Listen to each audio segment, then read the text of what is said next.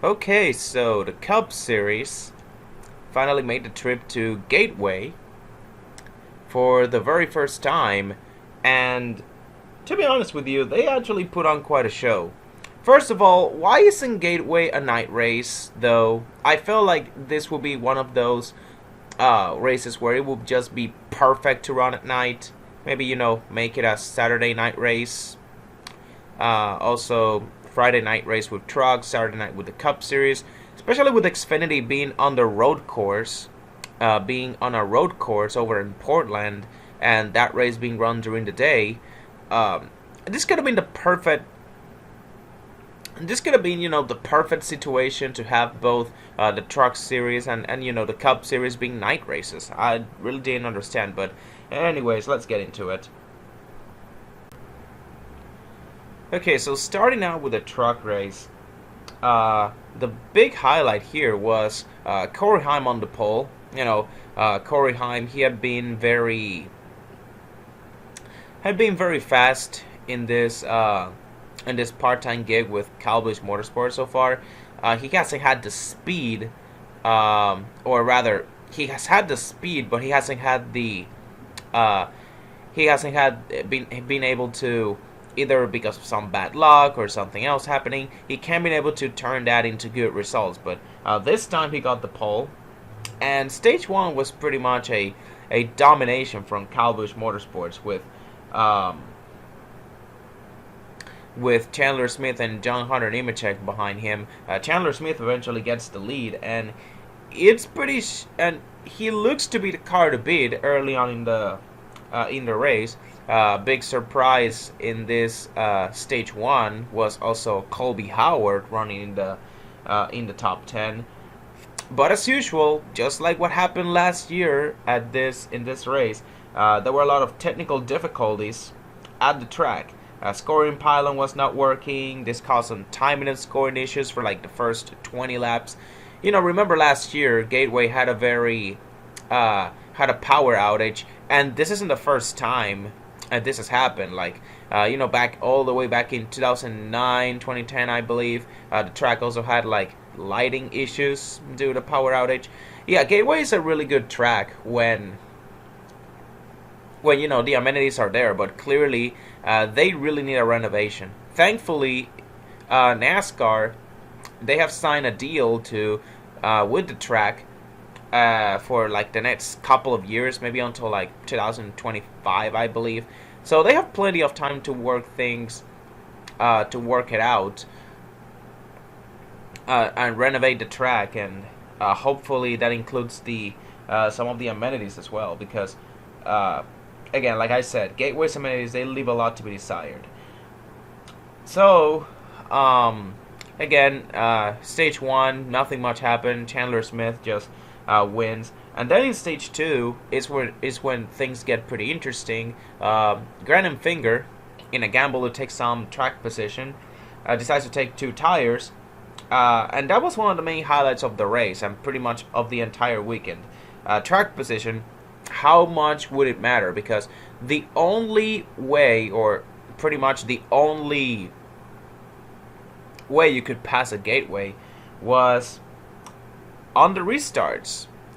You saw a lot of dive bombs and stuff like that. Because of that, track position became pretty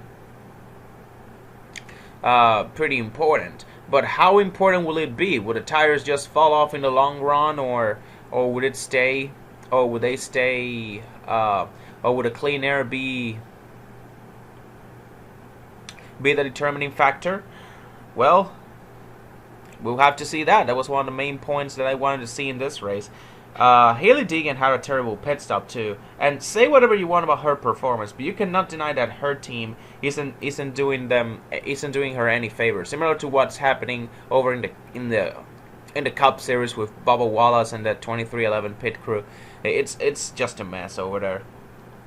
So speaking of tires, and Finger held up pretty well in the short run. He lost the lead to Chandler Smith, but he stayed second, racing side by side with them for quite a while. Eventually, a caution came out.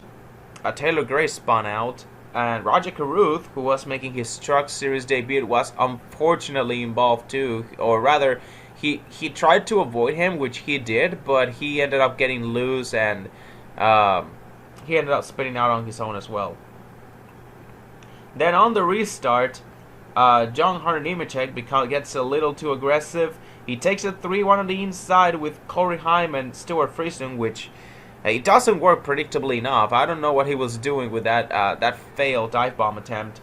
He doesn't work, and he crashes out, and Ty Majeski and Colby Howard are unfortunately involved. Hulk Colby was Colby in particular. He was having a great run so far, and that was just ended up getting ruined. So this race became kind of a wreck fest because on the ensuing restart, both Chandler Smith and Grant Enfinger, who were still running first and second during all of this, they end up wrecking out in a very similar fashion to what happened between Kyle Busch and Martin Truex back in 2017. But yeah, and just like that, Kyle Busch Motorsports has imploded, and this race was wide open, pretty much. Now, nothing against Corey Heim. Corey Heim was still in it, but honestly, when your best guy for Kyle Busch Motorsports is Corey Heim, and not like a John Hunter Nemechek or a Chandler Smith, when it's Corey Heim the only guy standing for Kyle Busch Motorsports, it was gonna be an uphill climb. But to be fair, Corey Heim was really up to the task, and he performed really well. So, with Kyle Busch Motorsports out of the running, this opened the door for ThorSport to win Stage 2, with Ben Rhodes winning it and Matt Crafton in second. Also, a few other notable drivers that managed to finish, get a good finish. Derek Kraus in third. He entered this race below the cut line, looking to get a huge points day. Chase Purdy in fourth. Hailie Deegan, she finished seventh at a track that it's become pretty apparent at this point that Gateway is her best track. And this is all with her team giving her slow pit stops all throughout. She still managed to climb back to 7th and score some stage points on speed, might I add, which was honestly incredible. And Timmy Hill finished 10th, good old Intimidator as well, driving for his own 56 team. So under caution, Stuart Friesen, he got into it with Hailie Deegan for some reason. Maybe Friesen took exception to something that happened with Hailie earlier in the race, earlier in the stage while under green. The point is, Friesen got his truck damaged, and then he got a double whammy when he went to pit road. He ended up speeding on pit road, so karma's a bitch, I guess, for Friesen. So then in stage 3, Carson Hocevar decides to stay out, and he inherits the lead, along with Hailie Deegan, who tries to fight Hocevar for the lead, but she settles in behind in second, with Corey Heim, Roger Carruth, and Zane Smith running out of the top 5. So, huge crop of young guys there to start off stage 3 in the top 5. This race has officially become wide open, as Zane Smith eventually surges to take the lead, and the trucks that take tires, they eventually get up front in the long run. Like, the guys that stay out, they're able to stay in the top 10. Most of them are able to stay in the top 10, but it's pretty clear that tire fall-off has become a factor. It's not like the clean air is going to matter a lot. Tires still matter in the long run. If your tires, like, if you got like a 40 lap old tires, that's not gonna hold up against a guy that has fresh tires, and that was good to see.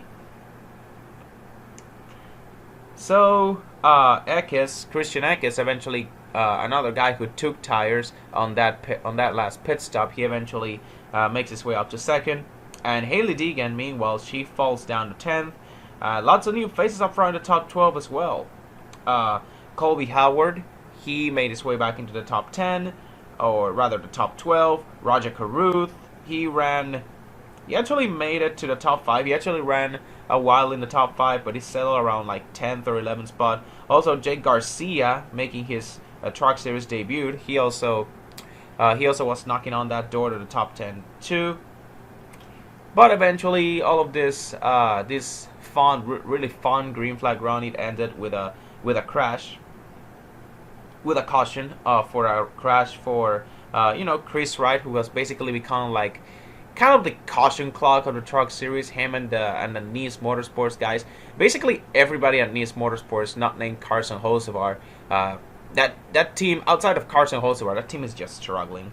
So then on pit road, Stuart Friesen stays out and he inherits the lead, and then Haley Diggins' pit crew falters once again. She loses 10 spots this time. She restarts in 20th. And then on the restart, in this ensuing restart, there is a lot of mayhem as Zane Smith and Carson Hocevar tangle, and Zane Smith cuts a tire and Hocevar drops out of the top 10, and then he gets into it with Crafton and Crafton spins him out. Hocevar just couldn't catch a break. Poor Carson Hocevar just couldn't catch a break during that run.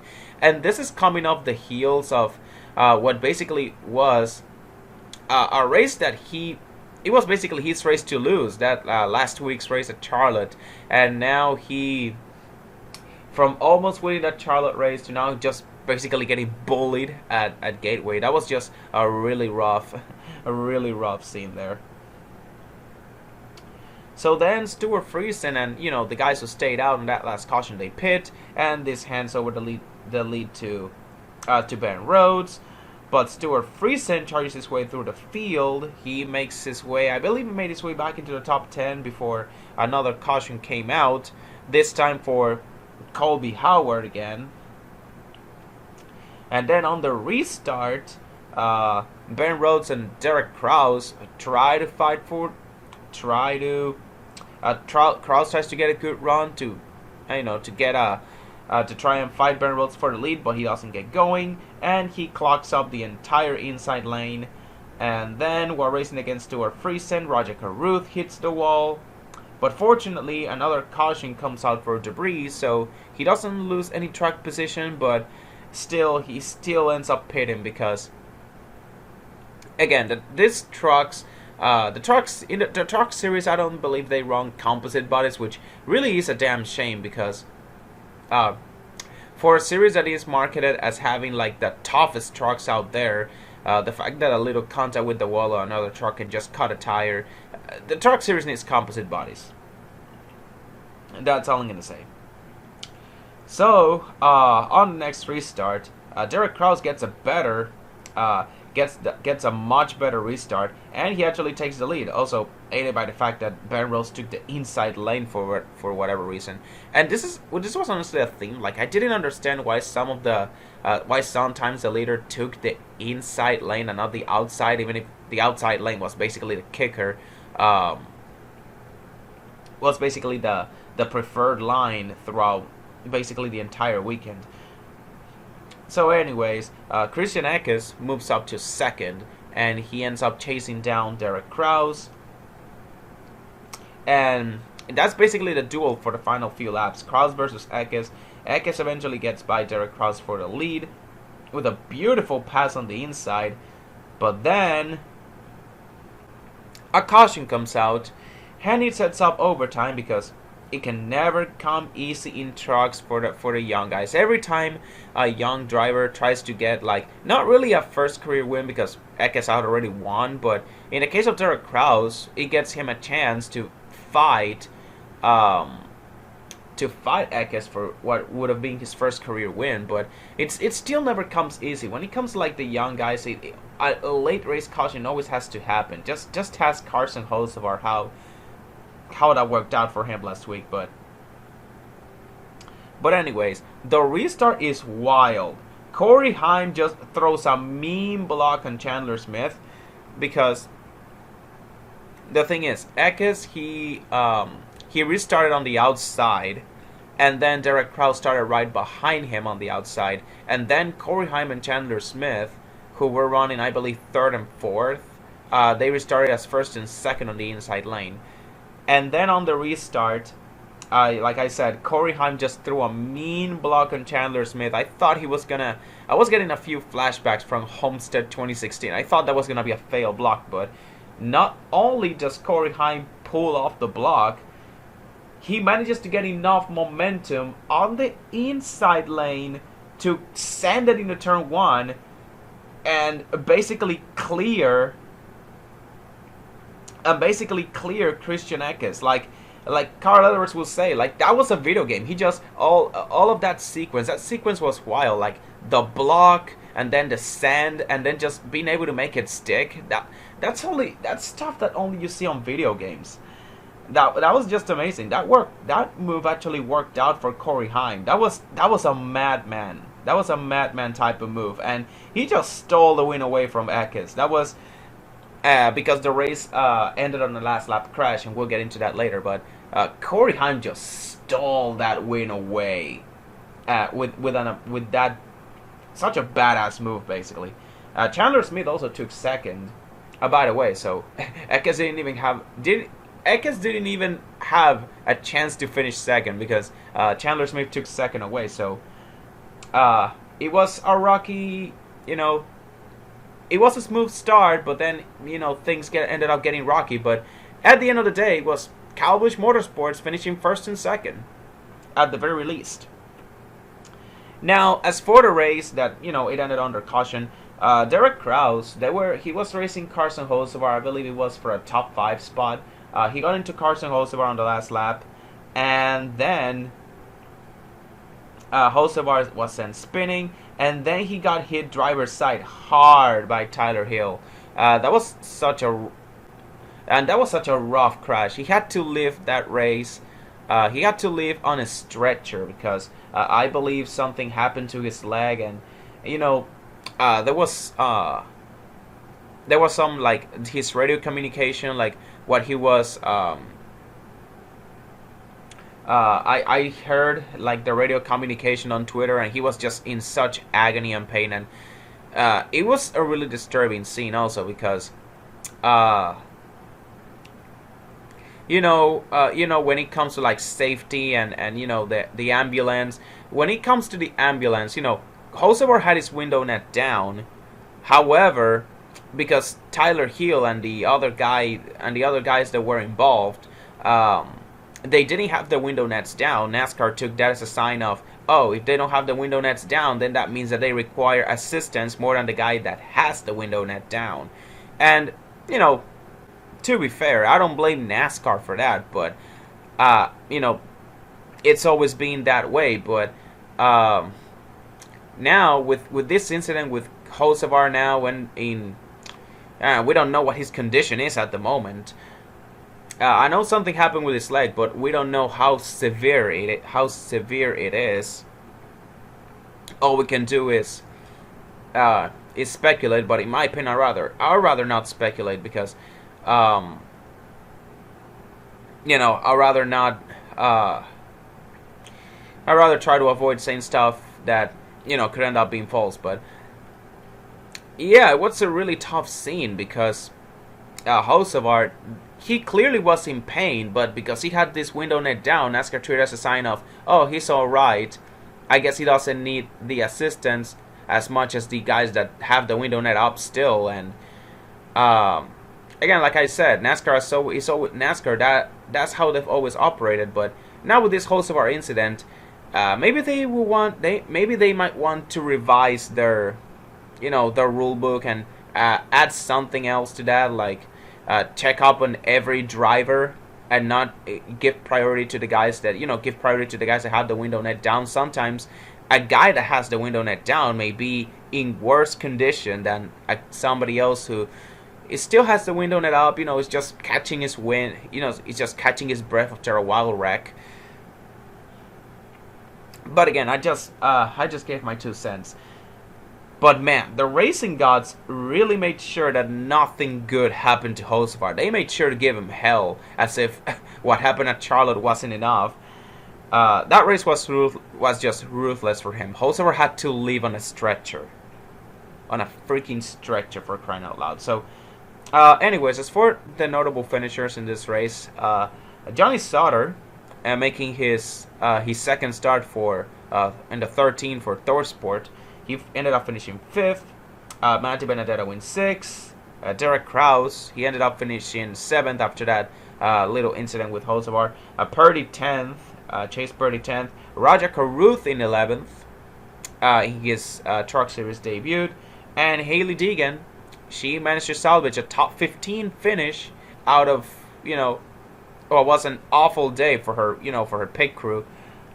She gets a top 15, a 15th place finish, one of her better finishes of the season. And for what bad of a season it's been, she actually has put together like quite a few good runs lately. I know it's not much, but at least it's helping her salvage whatever they can out of what has been a sophomore slump of a season. But yeah, Gateway, this truck race was exciting. Exciting start for this big weekend. It got for this big weekend in St. Louis. He really got the crowd going, and that was kind of what I felt with the atmosphere like leading up to the Cup race, is that they made it a big deal. Like, not only NASCAR but also the city of St. Louis, they made it a very big deal that NASCAR was in town, and it was really amazing. But now we're gonna take a break from St. Louis and head over to Portland, because while the Cup Series and the Truck Series were having fun over in St. Louis, Xfinity, they took a different route, and they went all the way to Portland, some road course racing. And just like the truck race, this weekend was pretty wild. It was raining the entire weekend, so for a fact already, road course racing in the rain is chaotic as hell. That the fact that it was raining just set the tone for the entire race. Even in practice, we already saw a lot of crazy stuff, like Noah Gragson just having a wild crash in practice after basically hitting a puddle on the front stretch. He was racing, I believe he was racing like close to like on one side of the front stretch, and just as he was crossing the start finish line, he hit a puddle and he lost control of the car, and then he ended up junking it. So I guess lesson learned. I guess another big story was Jesse Woodgie, 23 seconds off the pace in practice. He was 6 seconds slower than the second slowest car. And, the saddest part is that this is not the last time we're going to be hearing of Jesse Woodgie, because, trust me, he really made his mark in this race.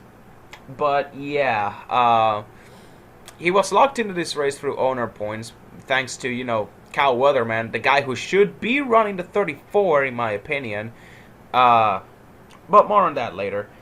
Qualifying was also pretty wild. It was a lot of surprises. Anthony Alfredo got the pole, with Austin Hill in second. And then, just looking at this starting lineup is just really wild. You have Jade Buford, who is back in the 48. He's in fifth. Connor Mosack, who is running the 18 for Joe Gibbs Racing this weekend, is in 8th. Matt Jaskol, running for, I believe he was running the 13. Yeah, he was running the 13. He qualified 17th, and those were like the biggest surprises. Jesse Woodgie again, our good old friend Jesse Woodgie, he was 14 seconds off the pace in qualifying, 9 seconds slower than the second slowest car. Again, he was, only 14 seconds off the pace. Okay. Yeah, but you were 9 seconds slower than the second slowest car. There was like, in practice it was 6 seconds. Qualifying was 9 seconds. Yeah. No, that's not going to cut it. So, yeah. And before the green flag, there were a lot of big players getting issues. AJ Allmendinger, he went in the grass he was already losing control of his car before the race even went green. And then when the race went green, the start was pretty much messy. Daniel Hemrick, who started this race who qualified in third, he takes it 3 wide, and then the top two, Anthony Alfredo and Austin Hill, they blow the corner. Then Sam Mayer spins, and Anthony Alfredo, even though he blew the corner and he actually slowed down to not be penalized, he ended up taking the lead. And this is something that was a theme throughout the entire race. It was that chicane, like entering turn 1, it was so awkwardly placed, and it's so much so that if you blew the corner and you made the stop, you took the stop and go penalty, that would actually get you through the track faster than if you went through the chicane proper. Like, how does that even work? The stop and go penalty actually makes you faster, actually makes you turn in a faster lap. Like, how does that even work? Like, honestly, maybe NASCAR should have revised the configuration, or at least made a harsher penalty, because that just ain't it. A guy that can take a stop and go penalty can take the stop and go penalty in second and come out as a race leader. That just ain't it. Also, half the field was nowhere to be seen. This was a theme for most restarts. There was a restart, I believe, later in the race where only the top 8 were seen, and then from 9th on back, it was a complete mess because they didn't know how to get lined up properly. Also, the fact that taking the stop and go penalty and merging back is faster than going through the track for the chicane proper. There should have been a clear sign. This race will be a shit show. And then this shit show of a race was made even more apparent by the fact that AJ Allmendinger, his disastrous start continued. He spun into the grass again, and this time he got to pit to clean up the grill. So basically, he was basically in last place at this point. He comes out half a lap down. But now, to be fair, Allmendinger, he wasn't the only big dog with early issues. The only big player in this race with issues. There was also Justin Allgaier and Noah Gragson. They also had their own issues. Speaking of guys that don't have issues, though, Sheldon Creed, in the midst of all of this chaos, he came out with the leading the first lap, and then Ty Gibbs passes him immediately as the rain starts to pick up. And then Ty Gibbs puts AJ Allmendinger a lap down, and he builds up a 15-second lead by the time the first caution comes out. And the first caution comes out by, I don't know, maybe a Brandon Jones spin, Sam Mayer getting big damage trying to avoid the spin, and this puts him out of the race. I don't know exactly what the caution came out. It could have been because of the Brandon Jones spin, or because of Sam Mayer hitting a guy that also spun out. But the point is, this wreck ended up taking out Sam Mayer, and this put an end to his, nice little hot streak of 6 top 5s in 7 races, maybe 7 top 5s in the last 8 or 9 races. He was getting up. He was really heating up, but unfortunately, that's really gonna stunt his. That could potentially stunt his, the hot streak. That and the fact that they're heading into an off week, or rather a long break. Next time Xfinity races, it will be 2 weeks later at Nashville. So that could also cool off Sam Mayer. So, speaking of AJ Allmendinger, he made a miracle drive to get back into the free pass position. Despite getting lapped by Ty Gibbs, he was able to get that free pass by just passing everybody.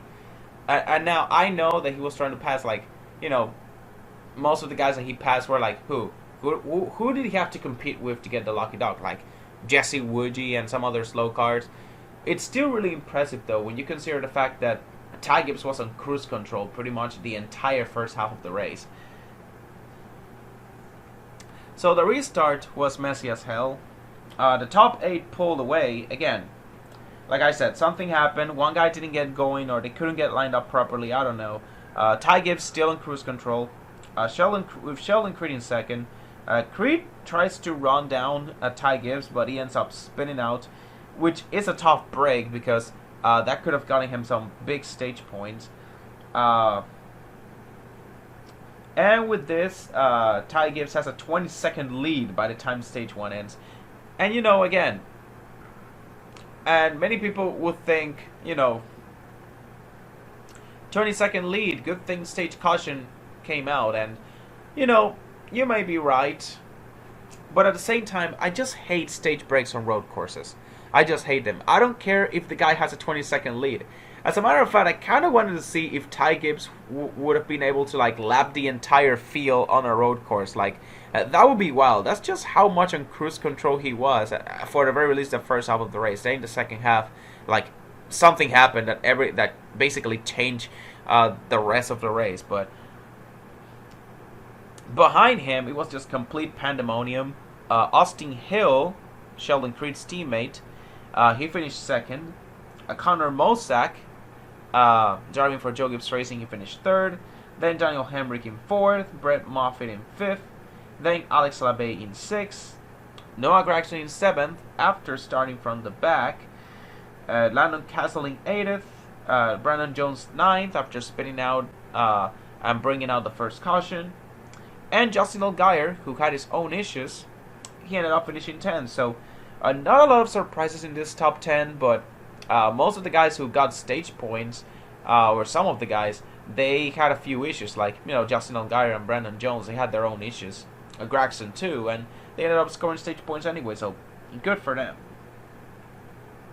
Also, there were no live pit stops, which, again, this was just like last year's race at Mid-Ohio. This really pissed me off. Again, I understand why. It's because they're running, they're running standalone, the standalone race, and they're running far away from the Cup Series teams, and they want to cut costs because of that and help the smaller teams and stuff like that. The thing is, though, most of the smaller teams are not affiliated with a Cup Series team. So, because of that, why take out the only element of strategy? Also, strategy is one of the crucial elements of road course racing, and as of right now, it was one of the only ways to beat Ty Gibbs other than the restart shenanigans. So, you take away strategy, you take away live pit stops, you take away one crucial element of road course strategy. So, I just don't disagree. I understand why it's to protect the smaller teams, but I don't think that giving everybody even in the playing field by eliminating live pit stops, it's not the way to go. They need to explore another alternative because this just ain't it. So anyways, stage 2 was cleaner. We had a much cleaner restart as the drivers started figuring out the track. The jet drivers also did their job during the stage break. However, there were a few accidents. Riley Herbst, he got turned by Sheldon Creed, Gray Golding, Daryl Dilley, who was one of the road course ringers, and then Matt Jaskell, they were involved. That brought out a caution. Then on the ensuing restart, Connor Mosak, he decides to make his move on Ty Gibbs, but the 54 is just still way too good. He pulls away once again until the next caution comes out, and then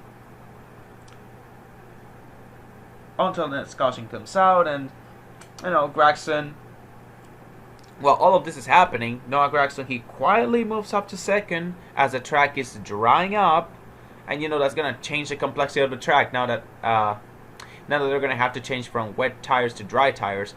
But also, something happened during this caution, and something that I believe, looking back on it, was the turning point of the race, because that's just when this race became wide open. The Jesse Iwuji experience happens. He ends up getting into the back of Ty Gibbs, under caution, mind you, and he spins him out. And the thing that really pisses me off the most is that people were actually celebrating it. They were people legit celebrating it. They were actually cheering. People were actually cheering on the grandstands that Ty Gibbs got, he got spun out by basically the slowest guy on the track. And this honestly baffles me so much because, weren't these the same people that were slandering Jesse Woodgie for basically being a rolling chicane, basically his entire career, but even more so now that he's running in the Xfinity Series part-time? These were the same people that were slandering Jesse Woodgie for being slow, and now these same people that were vilifying him all of a sudden become Jesse Woodgie fans because he spun out Ty Gibbs.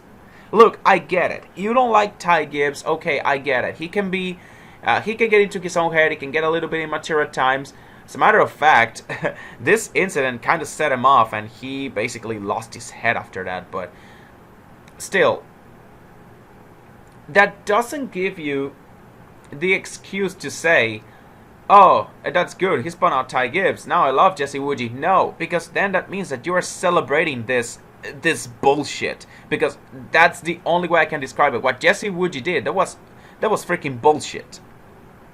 And yes, it was funny that it happened. The slowest guy on the track taking out what was the dominant guy. I got a little laugh out of it.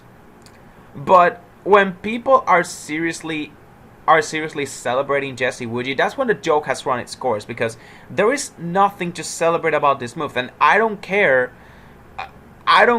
if they did it to Ty Gibbs. I don't care if it would have been done to like Noah Gragson or Allmendinger or hell, even Ryan Sieg. I don't care who he does it to. It's still a stupid move. But because he did it to Ty Gibbs, then everybody's a Jesse Woodgie fan now, I guess. That's just stupid. And again, that's just one of the worst things I hate. One of the things I hate the most about the NASCAR fan base is just that it's not just that they're hypocrites, but they just embrace it and say, we've always been that way. There's nothing you can do. There's nothing you can do to change the NASCAR fan base. They're always being hypocrites, and we're always gonna be hypocrites. No, hell no. If there is a way to like eliminate this hypocrisy of NASCAR in the NASCAR community, I'm going to find a way, because this is the main reason why the NASCAR community is so toxic. It's because of the hypocrisy surrounding stuff like this. Because if Jesse Woodgie did this to someone like a Noah Gragson or a Justin Allgaier, for a fact people will be putting pitchforks on this guy. But no, because it's Ty Gibbs, it's okay. Yeah, that's just disgusting. Let's move on. So anyways, Jesse Woodgie got parked for 2 laps for that. Which is, a part of me kind of believes he got away with it pretty light, considering that he has been pretty rolling chicane the entire time. But whatever. At least he finally got some punishment.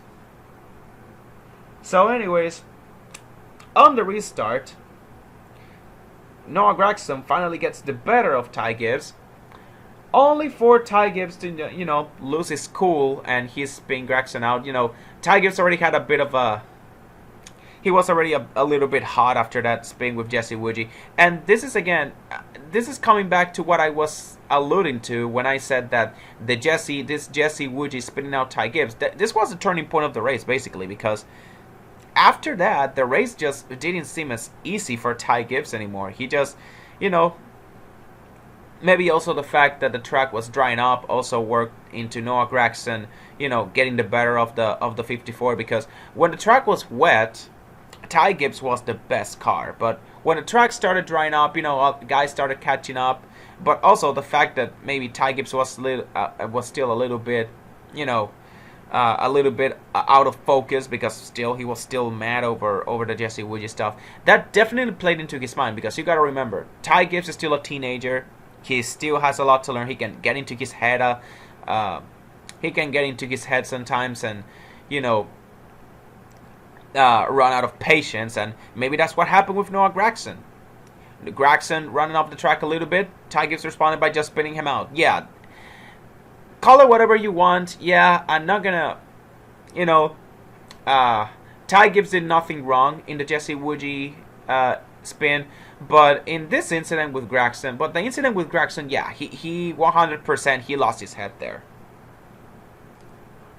So then, anyways, well, with those two out of the way, or at the very least with Gragson out of the way, Sheldon Creed manages to get the lead away from Ty Gibbs, but then both of them spin out. Now, the camera angle that they showed kind of made it seem like Ty Gibbs spun Sheldon Creed out. However, also there was like a few people on the track that said that no, it was pretty close, but Sheldon Creed got loose and Ty Gibbs got loose as well because he was running the same line as him. You know, whatever happened, it was just hard racing between those two guys, and both of them ended up spinning out. And all I can say is, man, Ty Gibbs can be his own worst enemy sometimes. He was putting up an amazing race, and sure, the Jesse Woodgie incident, you know, that kind of got him out of focus, but after that, the race just didn't seem as easy for him because he was out of focus, basically. You know, he started like losing his head and stuff like that. He basically shot himself in the foot there. There's nothing else I can do.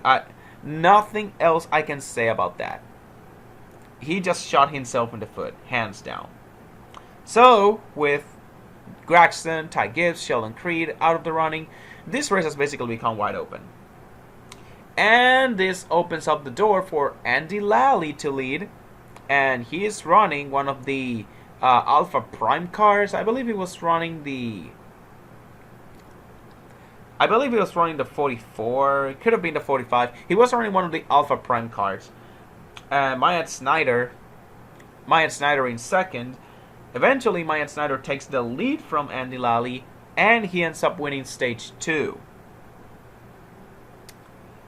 And then, if you thought like the first stage was, if you thought the finishing order of the first stage was crazy, no, this one was even more crazy.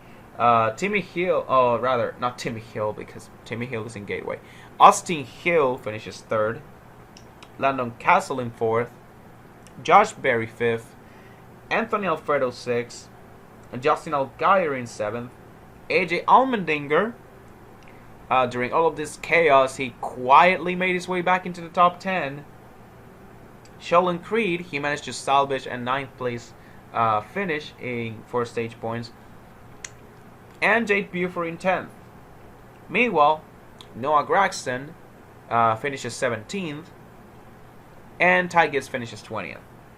After both of them, you know, basically Gragson getting taken out by Ty Gibbs and Ty Gibbs taking himself out. Yep. And yeah, basically stage 3, just like stage 2, it's wide open. Teams start making the transition from rain tires to dry tires, and this is when the transition from wet to dry starts. Myatt Snyder restarts on the lead, but a caution immediately comes out.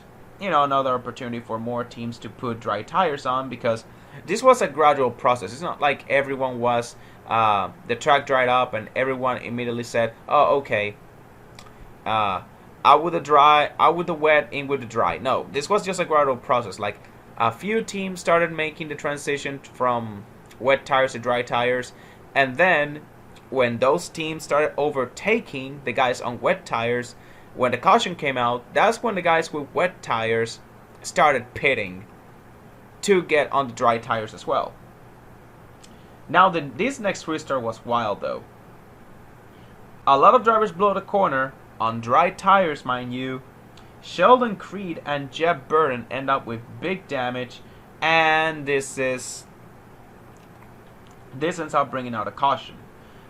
And the replay of that accident showed that basically the reason why Sheldon Creed got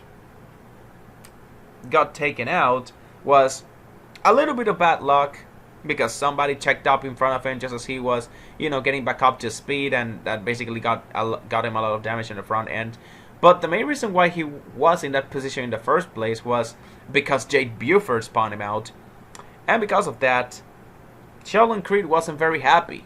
Also, you got to remember that the 48 team of the big machine that Jade Buford drives, they are in a technical alliance with Richard Childress Racing. So basically, you can, in a very convoluted way, say that, well, he got taken out by a teammate. Sheldon Creed got taken out by one of his quote-unquote teammates. So he was angry at Jade Buford, and he threw in the double bird, basically. Then we have another crazy restart. This time Myatt Snyder blows the chicane, and he stacks up the field, and it's 4 wide for the lead on a freaking road course. And with this being 4 wide, this causes another accident. Connor Mosak, Parker Chase, Brett Moffitt, Spencer Pompelli, Anthony Alfredo, and Bailey Curry are among those involved. And while all this is happening, guess what? AJ Allmendinger is back into the lead, with rain falling again. So the rain tires become a factor again, and AJ Allmendinger is back in the lead, most importantly. So, after the teams make the transition from dry tires to, wet tires again, another wild restart happens.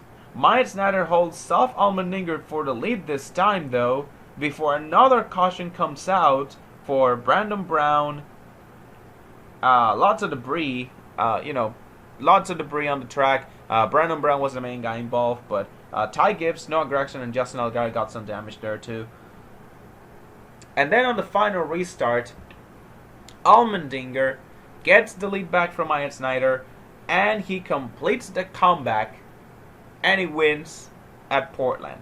The site of his first Champ Car win, all the way back in 2006, 16 years later, Allmendinger wins at Portland. And he is still the road course king, at least as far as the Xfinity Series goes. But yeah, AJ Allmendinger once again showed us why he is the road course king. So again, as for the notable finishers, Myatt Snyder finishes second in what is, in my opinion, the best race of his Xfinity career. Myatt Snyder in second because, yeah, he may have won that race at Homestead last year, but that race came at the heels of... But the main reason he won that race was because Gragson crashed out. This was honestly, this Portland race was, in my opinion, the best race I have seen of Myatt Snyder in the Xfinity Series. Because he actually led laps, and he even won a stage.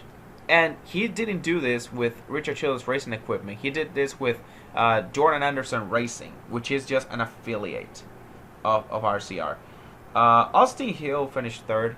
And shout out to Austin Hill, by the way, because amidst all of the chaos, he managed to finish top 3 in both stages. And he was quietly like a top 5, top 10 guy the entire race. He brought it home clean in third. Once again, carrying the torch for RCR.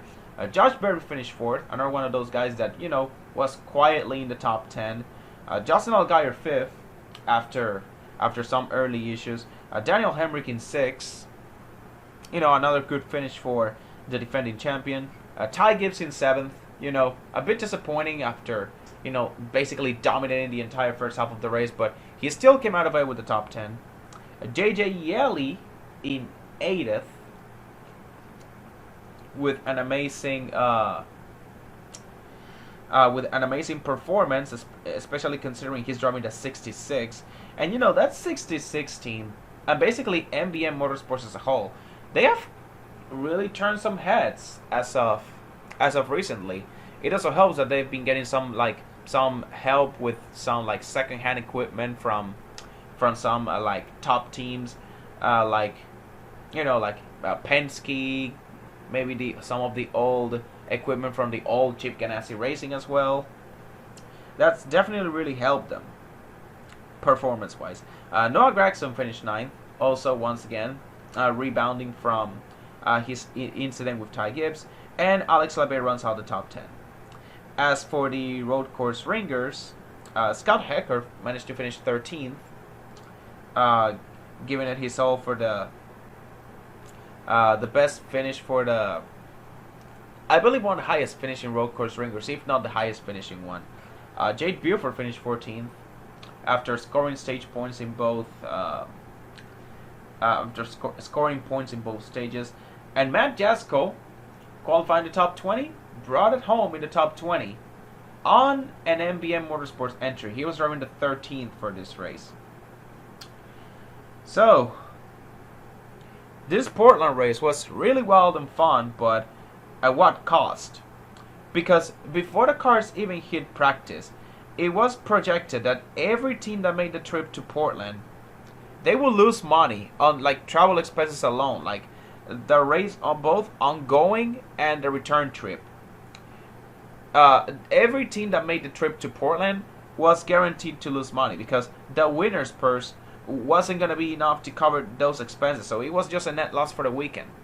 Like, how crazy is that? Winning this race at Portland, making the trip to Portland and winning the race wasn't going to be enough for you to cover the travel expenses. And with the carnage that ensued, like almost every car with some sort of damage, this was a very costly weekend for almost every single team in the Xfinity Series. Like, honestly, Portland was fun. For from an entertainment standpoint, it was really fun. But if you are a team owner and you look at the bill. You look at the bill on Monday, it's gonna be really rough, knowing that just by making the trip to the Northwest, you are already losing money. Fortunately, though, the Xfinity Series has a 2-week break after this to kind of regroup on all aspects. So, when Xfinity returns to Nashville in 2 weeks, I expect that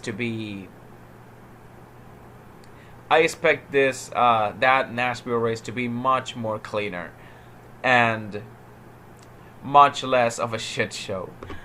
Because, again, they really need this break. The Xfinity Series, after what we saw, they really need this.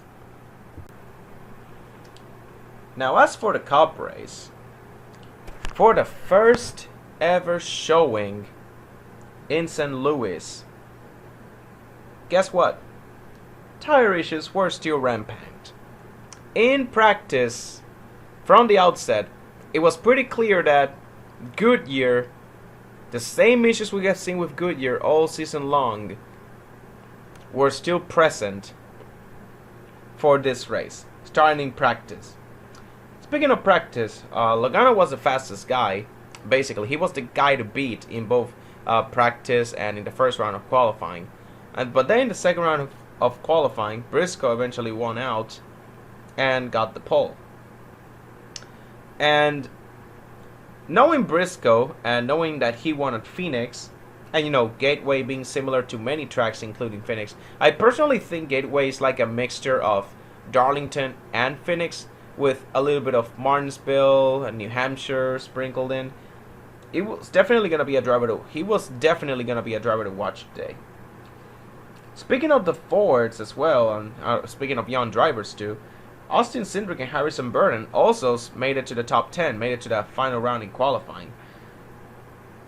And also, speaking of another young driver, Zane Smith, replacing Chris Buescher because Chris Buescher got COVID. It's been a really rough, couple of weeks to be a Chris Buescher fan. Him flipping at Charlotte in the Coca-Cola 600, and now for next week, not even making a trip to Gateway because because he got COVID. And now, at first I was a bit confused as to why Zane Smith and why not somebody like Ryan Preece, especially since Ryan Preece was available. He wasn't running the Truck Series race, and he got nothing for Xfinity. So you would think that Ryan Preece will be, especially not only is he a Stewart-Haas racing driver, he's also a Ford driver. So I don't think that Stewart-Haas Racing will be angry to let him like a one race deal thing, especially since he has more experience in Cup than Zane Smith, who has practically zero Cup experience. I thought Ryan Preece was like the smarter choice, but then the report came out that the main reason why, or rather the reason why it was Zane Smith and not somebody like Ryan Preece, it was because Keselowski, it was Brad Keselowski's decision to have Zane Smith replace Chris Buescher.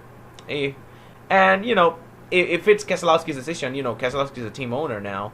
And then at that point, it's like, yeah, there's nothing I can do there. If it was Keselowski's decision, then, yeah, I can deal with that. And besides, Zane Smith is having a great season, like, kind of his breakout season in the Truck Series. So, he's not a bad choice. So, speaking of Gateway, my expectation for this race was that this race will be very similar to Phoenix, but with more aggression and more accidents because of there are less passing zones than Phoenix. Phoenix has the dog leg as a passing zone. Gateway doesn't have anything like that. So because of that, there's going to be more dive bombing and more action on the restarts, a lot of 3 wide, 4 wide action, similar to what we saw in the truck race. Also, the fact that the track is hot and slick, and this is a pattern that has started to form that I have started to see with Goodyear tires, is that in hot and sleek, when the track is in a hot and sleek surfaces, those Goodyear tires, like those on the Gen 7 car, they don't seem to hold up pretty well. And this is going to be pretty interesting because we're going to be in the summer. We're going to be hitting the summer months now. And if this is the problem that Goodyear has, if these tires have problems like holding up and not being able to take the summer heat, we're going to be seeing a lot of tire blowouts. We could be seeing a lot of like caution field races due to blown tires, and this is something I'm gonna have to keep an eye on for the summer months and see how Goodyear responds. So, anyways, like I said in the Truck Series portion of this video, this weekend at Gateway was just the atmosphere was great overall leading up to the race. Like the crowd was hyped. There were even like fireworks that were like that looked like freaking explosions from the camera view, from the onboard. That was just really badass. And from the outset, the racing was pretty good too. Like stage 1 was literally dive bomb city. Some 3 wide, 4 wide action from the get go, especially in the mid pack. Chase Briscoe and Austin Cindric, they immediately go like 1-2. Eventually, in the long run, the field spread out, and it became pretty hard to pass the Gateway. Like the only passing opportunities will be either on pit road or on the restart, getting gutsy with your moves. Less than 30 laps in the run. Speaking of tires, Chase Briscoe becomes the first victim of a blown tire. A left rear tire at that. So yeah. Also, track position matters, since Gateway is hard to pass, but you don't want to be at a tire disadvantage. So will drivers risk it, especially knowing that the track is hot and slick? This is something else that I really wanted to look into, because maybe another way you can get like track position. Like track position could matter, especially if it's a short run, but how much do you want to risk track position knowing that the tires aren't going to be able to hold up compared to like to how well they held up like in the truck race. Speaking of tires too, Tyler Reddick, he had a vibration too, but unlike Chase Briscoe, his tires managed to hold on until the end of the run. So after that, no major issues happened after this the Briscoe incident, and Cindric ended up winning stage 1. And then we go to pit road. And this is another aspect of Gateway. Pit road is very narrow. The narrowest pit road on the schedule. And since it's hard to pass, pit stops are going to be pivotal. This will be a pit cruise race, basically. Also, limiting driver mistakes on pit road, like not having speeding penalties and the like. And then stage 2 happens. And I gotta say, again, this really annoyed me during the truck race, but especially in the cup race, because a lot of guys kept doing the same thing. Why did the leader choose the inside lane? Why is the leader always choosing the inside lane? Like what's the plan here? Why did Cindric choose the inside lane for the restart, knowing fully well that the outside lane was the way to go? And it really was, because on the restart, his teammate Ryan Blaney got the lead. And Kyle Busch got him in second too. There was also more dive bombing in this restart, since that's where most of the action happens. It's on the restarts. Sure, Gateway may be a track like when the long runs nothing happens, but on the restarts are very exciting. So, anyways, Ross Chastain, he basically lost his patience. He just put Hamlin in the wall. He just literally put him in the wall. Just dumped him, basically. And for a fact, with the way it looked like, with the way he just put Hamlin in the wall, and the fact that Hamlin has had a rough season outside of those 2 wins, Hamlin has had a very rough season. Hamlin was gonna mess Chastain up. And with Gateway being a track where, tensions run high and rivalries, Gateway has been a track where a lot of rivalries have been made. Ron Hornaday, Todd Bodine in 2009, Carl Edwards versus Brad Keselowski in 2010. I was honestly gonna be surprised if Hamlin didn't take at least one shot at Chastain. And trust me, he did more than just that. We'll get into that later. But yeah, strategy. This caution, because this incident brought out a caution. Stage 2 was pretty long, so what they did, what some of these guys did, was split the stages. Kyle Busch, Joe Logano, Ross Chastain, those guys, they don't take tires. They try to stay out instead. And most of the other guys, they decide to take tires. And on the restart, with Hamlin basically, just barely scraping by the damaged vehicle policy, and the toe link is already bent. Hamlin is already 3 to 4 laps down by this point.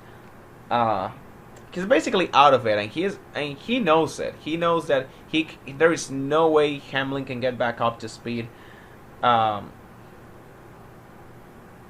So what Hamlin does is he tries to let Chastain know his frustration. So they basically go at it twice.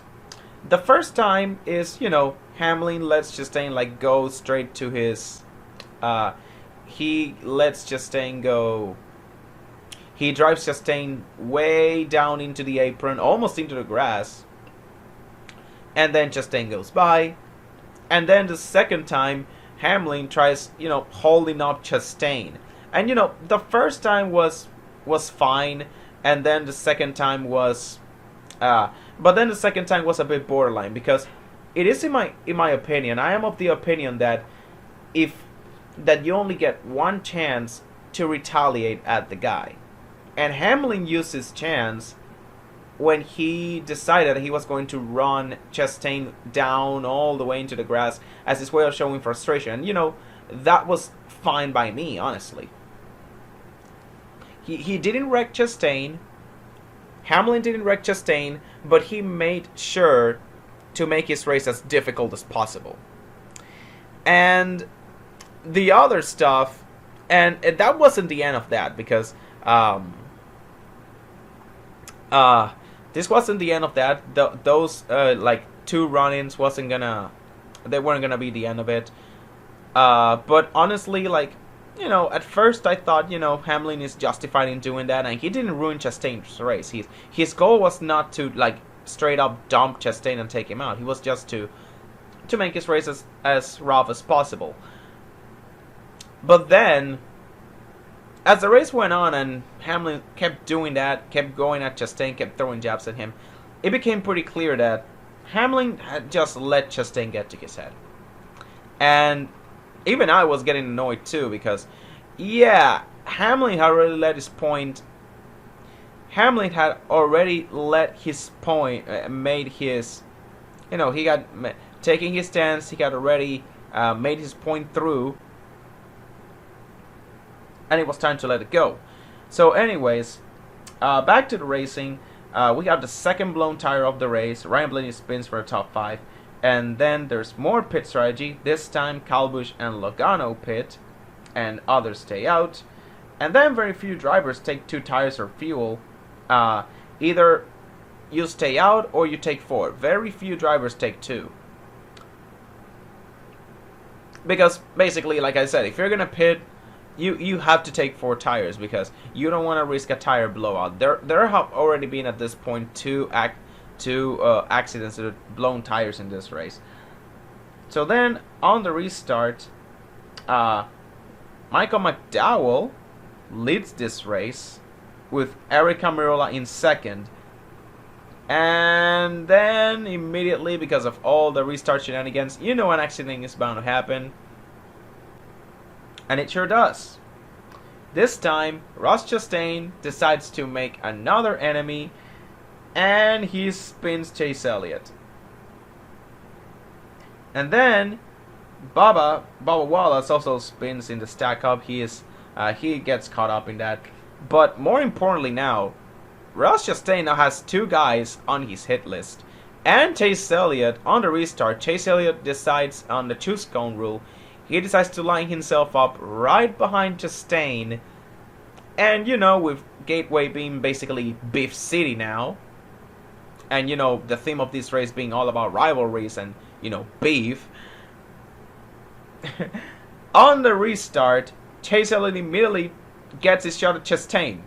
He just shoves him out, and he just does the good old bump and run. He sends him wide, and then just as Chastain is getting back into the racing groove, Hamlin is there to pounce and put Chastain in the wall again.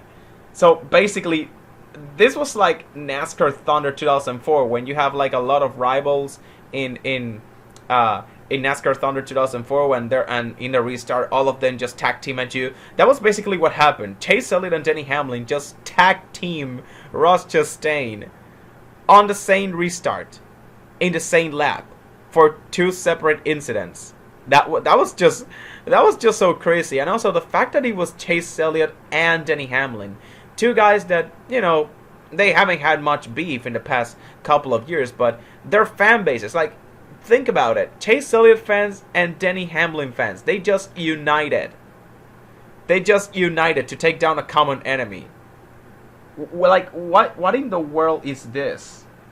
This is something you will only see on NASCAR Heat, when you have like tons of enemies, or like NASCAR Thunder 2004 again. Two guys with past with past history teaming up to take out another guy. That was just amazing. And then, speaking of Denny Hamlin, he just doesn't stop there. He sees his chance to ruin Chastain's race even further by preventing him from making minimum speed, because Chastain had to pit for damage during that Chase Elliott incident. He had to pit for damage, so he was under the damage clock technically. So Hamlin saw his chance to ruin Chastain's race by preventing him from making minimum speed. And, you know, a part of me felt like Hamlin was taking it too far, and another part of me was like just laughing at the sheer pettiness of Hamlin. Hamlin just let, again, like I said, Hamlin just let Chastain get to his head. And, you know, ever since Chastain took him out, Hamlin made it pretty clear that he was going to ruin Chastain's race until the checker flag flew. So Chastain had no choice but to move Hamlin out of the way in order to make minimum speed, which he eventually did. But all those rivalries meant that Ross Chastain, unfortunately, he would not win this race. And I say unfortunately because he was my pick to win, and he looked pretty fast. Like, when he was actually racing and not, losing his patience with Hamlin, he was actually like a top 5, top 10-ish guy. He could shoot for a top 5 too, though.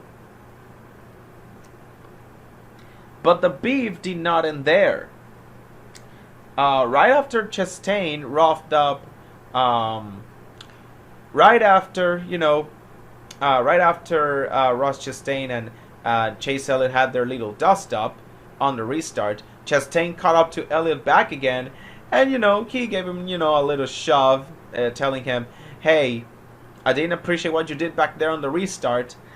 And BJ McLeod was there, and he also got into it with Chase Elliott. So it's all over the place. This is like a pay-per-view fight now, because you basically got Chase Elliott and Denny Hamlin versus Ross Chastain. And then you have to add Ricky Stenhouse into the mix, because Bubba Wallace, speaking of Bubba Wallace, he got spun out again, this time by Stenhouse. And Hamlin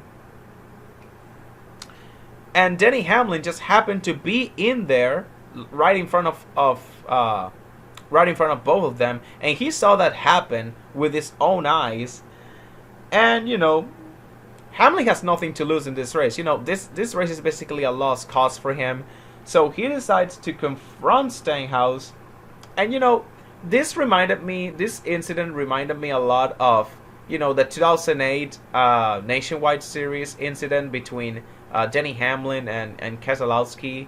I believe it was at Charlotte. Yeah, that incident where Keselowski raced Hamlin hard, fourth position, and then under caution, a caution came out, and then under caution, Hamlin decided to give Keselowski a shove because he didn't appreciate how he ran him.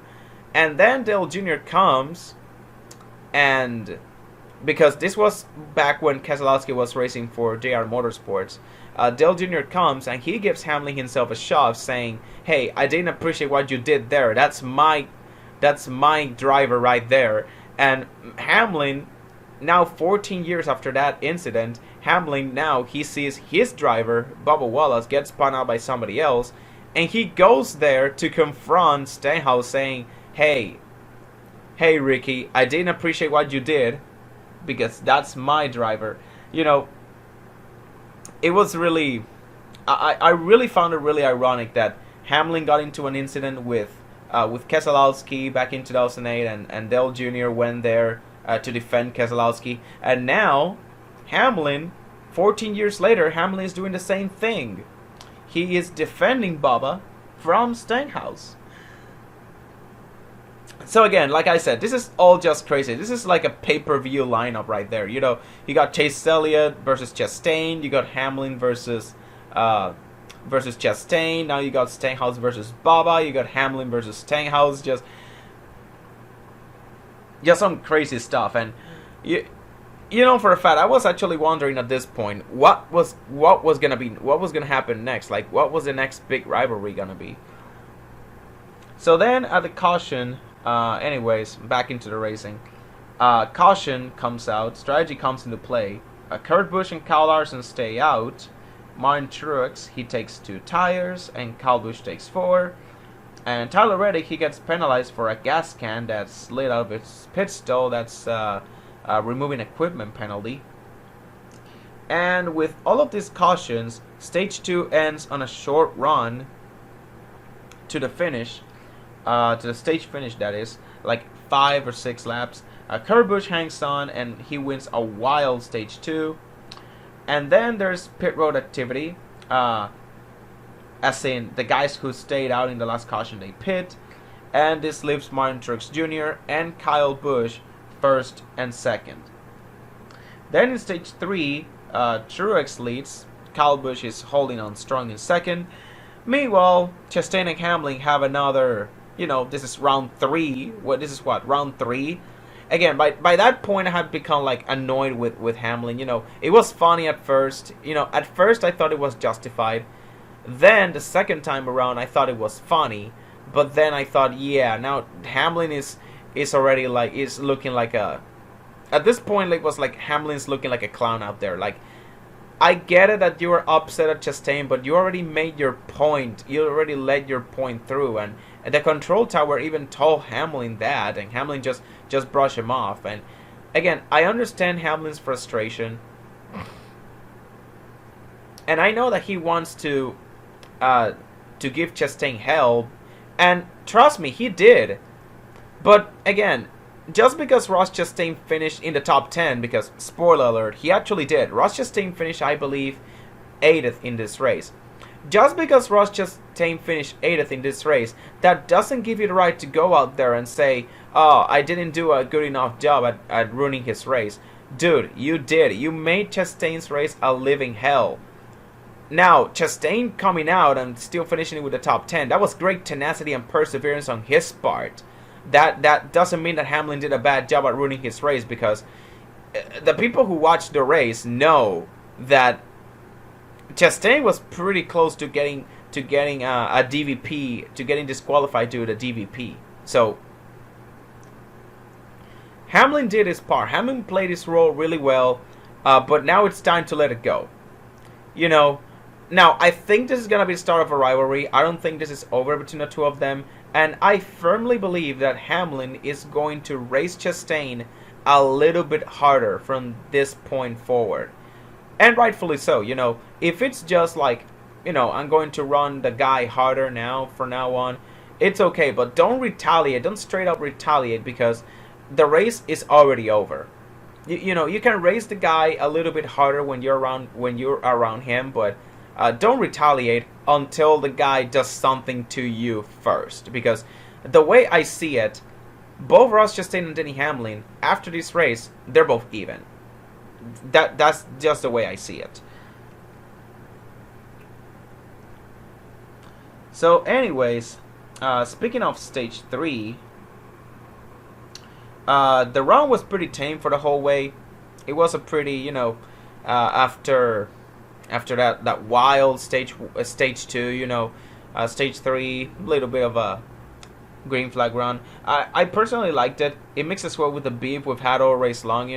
A wild stage 2, and then followed by a pretty, stage 3 of endurance and some some good racing. There was even a crank it up, I believe, there thrown in there. But then a caution comes out, and this is for a Tyler Reddick spin, and this caution put drivers just inside the fuel window to make it on one pit stop. So if the race were to go green the rest of the way, like, fuel mileage might come into play. So then on pit road, Kyle Busch and Erik Jones, they take 2 tires. This will be interesting to see how long they hold, and it will be interesting to see how those tires, like, they hold up, basically. It was going to be interesting because they both took 2 tires.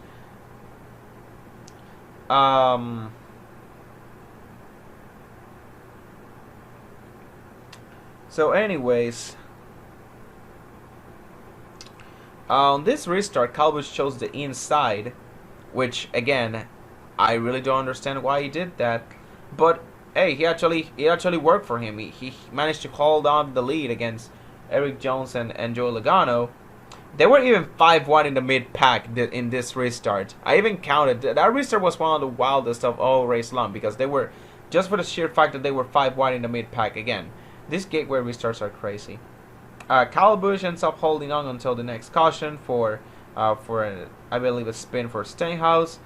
And now with those with those caution laps, fuel now becomes much less of an issue because when these guys pitted, I kind of made the calculation in my head that by the time they pitted, yeah, they would have enough for if the race ended under green. But if it was like an overtime finish and they were like multiple overtime attempts, like maybe these guys would have to pit for a splash. But with as long as a few cautions come out, that was gonna actually gonna help them, and it did. So on the restart, Joe Logano finally gets the lead from Kyle, and Blaney also surges ahead. He settles right in third behind Logano and Kyle. And then another caution, however, another caution comes out, this time Cole Custer getting spun out by Todd Gilliland, and this changes everything. Kyle Busch has an amazing restart this time, and he clears Logano, but Joey is still hot on his trail. And Logano tries to set him up several times, and you know for a fact that he was gonna bump it out of the way if he got his timing right. Not because Logano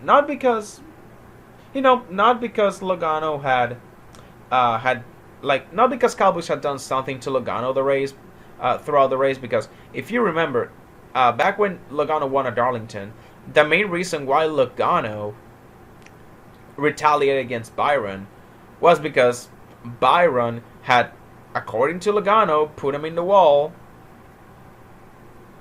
and that's why Logano retaliated. Now for this instance at Gateway, I haven't seen Kyle Busch do something to Logano throughout the race. But at the same time, this is Joe Logano we're talking about. If anybody is going to see an opportunity for a bump and run to win, and also this is Joe Logano and Kyle Busch we're talking about, two guys that have had a lot of beef. So maybe I wouldn't put it past Logano to just bump Kyle Busch out of the way just for the heck of it. However, fortunately, this wasn't meant to be, because Harvick had a brake failure late in the race and crashed, and this caution sent us into overtime. And in the restart, it was once again Kyle Busch versus Joe Logano. Logano, it looks like he's got it, and once again Logano tries to make his move on the, once again Kyle Busch chooses the inside, but by this point, he had gotten it pretty. He had gotten the inside was his preferred line by that point. However, Logano got a huge jump on the outside. But then Kyle Busch gets a huge run in turns 3 and 4, and then he just beached it. He just blows the corner. He goes up a little bit wide, and Logano manages to get the crossover, manages to do the manages to cross Kyle Busch back, and by the time he takes the white flag, he already has a pretty sizable lead over Kyle. Not half a second, but a few car lengths of a lead, and that's all basically he needed, because even if Kyle Busch did a dive bomb, it wasn't gonna be enough to get by Logano. To get side by side with Logano. So just amazing clean racing between two long-time rivals, and Logano ends up getting the win, his second win of the season. As for the notable finishers of this race, Aric Almirola finished 5th, with Harvick out of contention. Almirola and Briscoe having, his issues, and Cole Custer spinning out. Almirola was pretty much the only Stewart-Haas racing car standing, and hey, he did a great job. Eric Jones finished 7th, another great showing for the 43. Ross Chastain, I said a lot about him early. I was talking about him earlier. He managed to finish 8th. He managed to finish 8th despite all of the hell Denny Hamlin gave him. So a shout out to him. Christopher Bell finished 9th. Continuing his streak of his nice little streak of top 10s. And Allmendinger after winning at Portland the day before, he made the trip all the way back to St. Louis.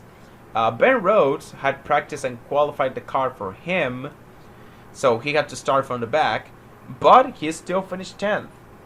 Austin Cindric finishes 11th, Alex Bowman 13th, Justin Haley 14th, and Zane Smith, in his Cup Series debut, replacing Chris Buescher, finishes a very impressive 17th.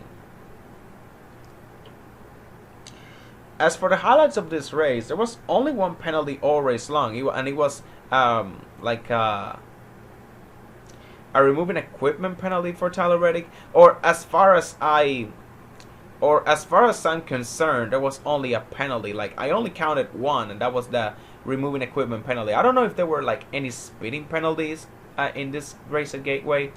If there were any, then there were very few, because for such a narrow pit entrance, the fact that the only like major incident we saw was the removing equipment penalty from Reddick, it really shows to how, it really speaks volumes to how great the pit crews were, and also the drivers managing to maneuver through a narrow pit road. That doesn't mean we had a few contacts on pit road, though. We got a few contacts. We had Amarola and Truex, McDowell and St. Smith, Kurt Busch and Kyle Larson, and that's just to name a few. I know for a fact there were a lot more contacts that I didn't mention. I just wanted to mention a few off the top of my head.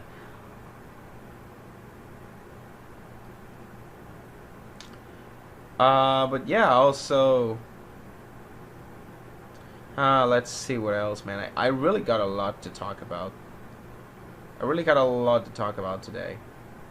Yeah, the Fords look very strong overall. Like I said, Chase Briscoe, Austin Cindric, Ryan Blaney, and Joe Logano, the guy who was really touted as basically the man to beat. He didn't really lead any laps until late in stage 3. But when he got up front, it was pretty clear to him and Kyle were the cars to beat. Blaney was there at times, but he didn't have enough. Speaking of the Hendrick cars, they were a complete no-show today, and they basically had a lot of issues today. They cut a tire in practice. They cut tires in practice. They had a quiet race, and most of them had not run a Gateway, not even once. Like Kyle Larson, Chase Elliott, Alex Bowman, they haven't run a Gateway. Like, the only guy that had any experience running a Gateway was William Byron, and that was because of that one 2016 truck race they made back in 2016. But yeah,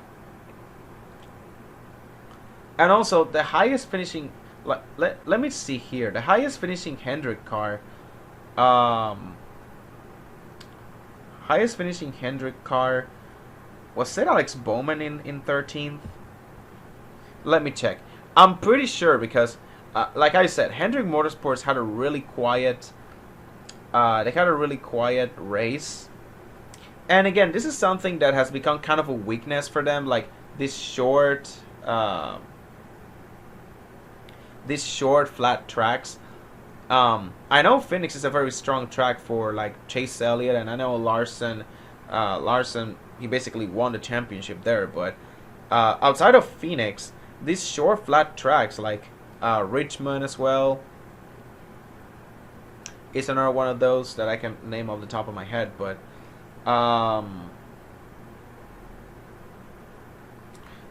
yeah, with the way I see it, it looks like Alex Bowman was the highest finishing Hendrick car in 13th. So yeah, the Hendrick was a complete no-show, or at the very least not used to the they didn't perform to the level that we're used to seeing to seeing them perform. But yeah, also other highlights that happen in this race. Let's see here. Yeah, the fan reaction. It was, for a race that had a lot of like tame moments. The restarts were really exciting, especially the beef between not Logano, but the beef between Chastain and Hamlin specifically, and also Chase Elliott, Stenhouse, a little bit of Bubba Wallace there too. The fan reaction was pretty positive, and some people were even saying that Gateway should be in the playoffs, should be like a cutoff race in the playoffs, simply because of the beef factor and drivers crashing each other out to get somebody eliminated from the playoffs. And while I think that the concept of having Gateway in the playoffs is nice, at the same time it can be a very double-edged sword, because if nothing is happening during the race, then a lot of people are going to say, why is Gateway in the playoffs to begin with? Like, personally, I think Gateway is right where it is on the schedule. And I wouldn't want it to be put in the playoffs just for people to start complaining and turning their heads on Gateway. Right now, Gateway made a great first impression for a cup race. And I do not want that to... I don't want like that reputation to change for the worse. Like, just stay Gateway, keep Gateway where it is. Maybe make it a night race, make it a Saturday night race. But outside of that, Gateway doesn't need to be a playoff race. All it needs is a night race, and we're golden. Also, Fox, to their credit, they did a very solid job with their coverage. Like, the crowd shots were pretty much on point, and Kenny Wells and Michael Waltrip, they were pretty great in the booth. I kind of thought that both of them will clash with Mike Joy and Clint Boyer, but they did a pretty, especially Kenny Wallace, they did a great job like blending in and not like standing out and making it seem like it was pretty awkward. That really surprised me. But overall, as for the letter review I'm gonna give this race, I'm gonna give it a B minus. Outside of the beef, most of this letter review has to do a lot with the fact that this that the racing had to do with most of the fact that the fact that I'm giving this letter review like a B minus, and also I'm also counting like the truck series, the truck race, and the Xfinity race. And now that I think about it, yes, for this weekend as a whole, I'm gonna give it a B. I'm gonna bump it up a B. I'm feeling generous today.